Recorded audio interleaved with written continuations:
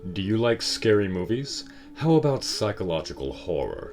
Well then, follow me as we go back to that special place, buried deep within our restless dreams, as we look at an obscure and experimental horror title that deserves just as much attention as its genre counterparts. We're looking at Dark Tales. Good evening, one and all. It's always an honor to be here with such a lovely audience. We have a very, very special game this week, and a special game needs a special host. So Ami has decided to grace us all by dressing up in her new hostess uniform. And while she is not the most talkative, she can mime. Right back at you.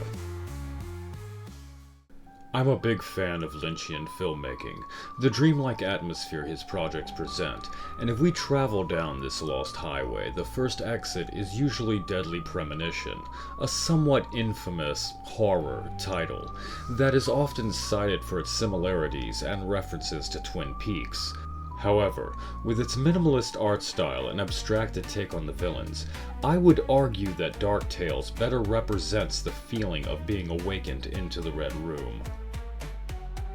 This comes from the somewhat ironic blessing of being released early into the survival horror game boom, only a few months later than the original Silent Hill in late 1999. The majority of games riding that wave were thinly veiled Resident Evil clones that were mostly pretty terrible. Meanwhile, D had its own wannabes in the form of slow-moving FMV games. Dark Tales decided to carve its own path, going the route of a first-person interactive horror movie, with choose-your-own-adventure elements, and on-theme mini-games to carry the action and gameplay, similar to Until Dawn. Creating a game that consists of 3 separate, hour-long horror movies with branching paths requires a lot of voice acting, and PlayStation discs could not hold much data, resulting in the visual assets being dramatically reduced, which is the happy accident that makes the minimalist style of this game great, and makes it feel much better aged than other games from this time. You are constantly being forced to use your imagination to fill in the blanks, which is always to the benefit of horror, and with the villains of the stories being represented by abstracted objects, it made it incredibly fun to do the adoptables that go along with this video. The major downside to being so audio heavy is that without subtitles you are missing a large amount of context, but I personally felt that it added to the dreamlike presentation, and there is more than enough visual information given to you to fill in the story. There was never a single moment during this run where I felt confused, and the more active sections of the gameplay were incredibly simple, making for one of the best PS1 horror experiences I've ever had.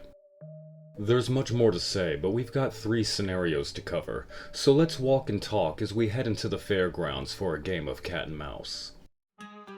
Each scenario opens with our nameless host doing a bit of crowd work, deciding which of the lost souls in attendance will be allowed to recite their final tale.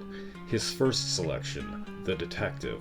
We are then given a quick lead-in referencing the masked sickle killer, currently being referred to in the press as Evil Eve. And at first, with that and the incidents she's involved with taking place around Christmas, I mistakenly thought that it was going to go the Carnival route, giving us a villain in a Santa costume. Thankfully, this game went a bit more vague with her physical looks.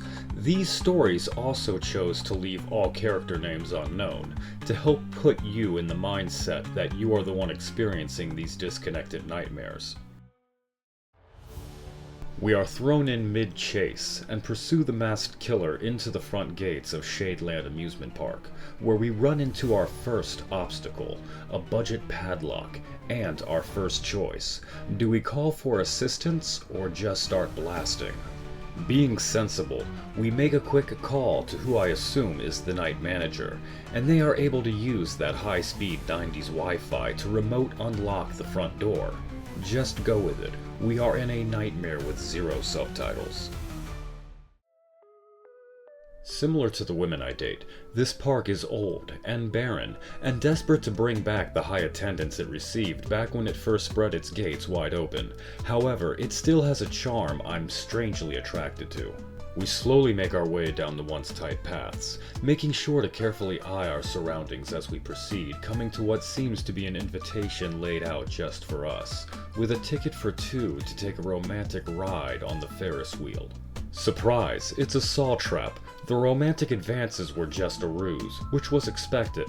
Thankfully, we quick-time event our way out of that one, only to be attacked by the killer herself, who manages to disarm us, knocking our gun away and sending us to the ground. And while she has us helpless, pinned beneath her, she takes a moment to just enjoy being in control, before leaving without another word. And while I normally force insert crass commentary, it is very clear that this game is trying to establish some weird sexual tension between the characters, and I'm all for it. Hitting a fork in our path, we take a left, and by sheer luck end up at the Ferris wheel, which is where we receive our next clue. The last choice should have clued me in on the white mask that matched the killer's being the correct choice, but I went for the red, finding a torn-up ticket for the clown Cade, and as someone who can never resist an invitation to meet up with some clussy, we immediately head in that direction. Arriving at the booth, we find a key, but surprise surprise, it's another saw trap, and this time it's a clown with a gun, which personally sounds like the best night ever. However, we already have someone who's warm and ready for us, and quickly dispatch our Harlequin foe. We retrieve the obligatory horror game key and wander over towards the teacups, where we find a newspaper clipping referring to an incident involving the old Ferris wheel burning down. Before we can really take that in, the ride jolts to life with us on board, and we are ambushed by the masked killer once more. Easily fending her off this time, we give chase, arriving at the fortune teller where we acquire a ticket for the Tempest roller coaster, which is currently at Busch Gardens, where you can get a $10 discount if you collect enough condom wrappers. We arrive to find our target atop the promenade, and so we bum rush up the staircase for what we hope will be the final confrontation, drawing our revolver as we crest the peak of the staircase. But the masked killer is also ready to go, and swings wildly at us with no hesitation, barely missing before lining up for their next attack. However, we use our cat-like reflexes to totes dodge every hit perfectly, on the first turn, and manage to fire off a shot directly into her fucking face. Slightly disoriented from taking a bullet to the head, Evil Eve stumbles backwards and off the railing to her presumable death. Plot twist, she pulled a Halloween, and so we break for the stairs and down to where she landed. She may have gotten away for now, but the masked killer is injured, and she has left us a trail to follow, out of the ride exit and straight towards the labyrinth. And so with zero reservations, we pursue her inside, using our trusty lighter to illuminate the path before us. Searching the foyer, we find a small chest, and using the key we found earlier, open it to reveal the killer's manifesto. And given the current news cycle, along with the language barrier, I'm just gonna pretend that she did this all because she's in love with the detective, and wanted Senpai to notice her, and then she got her period while riding the Ferris wheel, and it was spraying everywhere, so all her friends started laughing, but then some got in the ride operator's mouth and he started gagging, and then accidentally hit the wrong lever, and that is what caused the Ferris wheel to break down and catch fire in the first place. Peering into the next room over, we find a display that seems to be a layout of the maze ahead, and so we take a moment to study it, doing our best to memorize the cards in the order they are shown, which is surprisingly easy to remember, due to its bold, simple style. And so now we pass through the labyrinth, taking our time to correctly guess the doors based on the card order we were just shown, unless we want to fall into a pit trap, landing on the game over screen.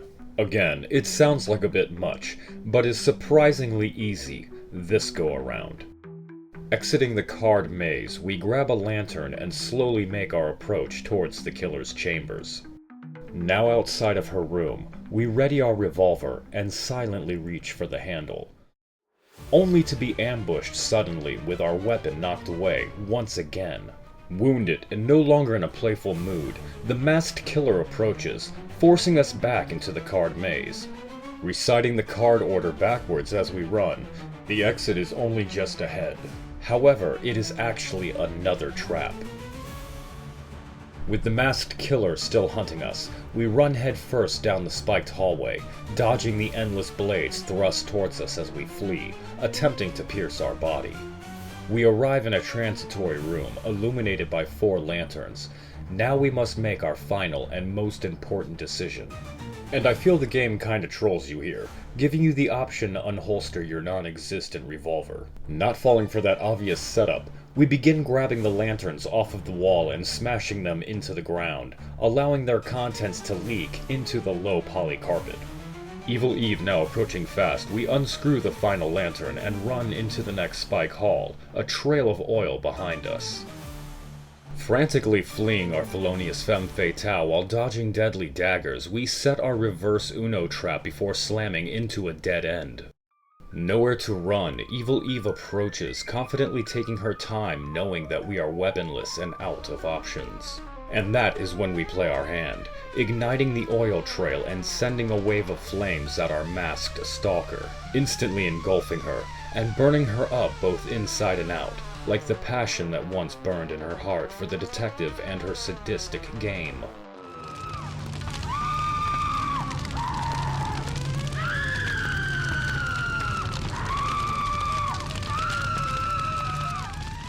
The flames in her eyes now extinguished, Evil Eve takes in her final breath before being reduced to nothing but ash lying on the floor.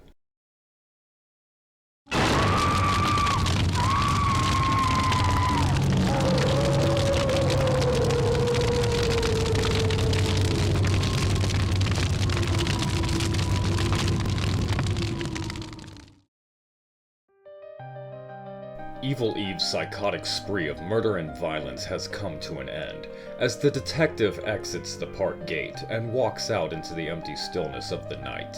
Our protagonist takes a moment to reflect on what really happened, mind still jumbled by the frantic nature of what occurred inside. Could he have stopped the masked killer without taking her life? And was she actually working alone? These questions I will leave for you to discover, since this was just one of several possible conclusions, and we still have 2 more stories to cover. So be sure to keep an eye out, as we will be continuing with Ghost Rider in the next video. As always, thank you to everyone who watched and to everyone who got adoptables this week, and I will catch you in the next one.